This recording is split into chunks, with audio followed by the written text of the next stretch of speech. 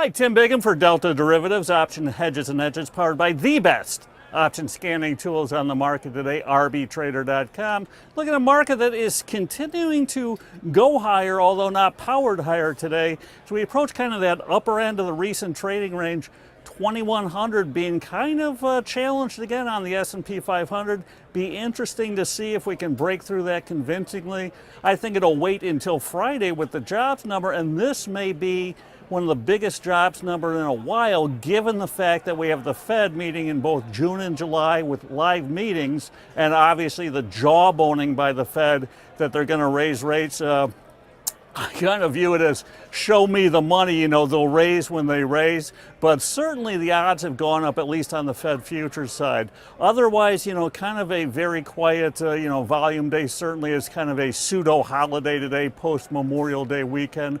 We got oil, just below 50, so that's kind of a critical point. We did trade above it, but pulled back last week. We have the VIX just below 14, up on the day, so we're at a kind of a inflection point there. And as we alluded to, the S&P's at 2100, a big kind of point there. So I think we'll probably chop around all these levels until we get some clarity post jobs number and see what happens there. Otherwise, using those option scanning tools, looking at a stock, one that popped up on the radar that's seen just big repeated call buying lately, JD.com, a Chinese internet company, kind of Alibaba light.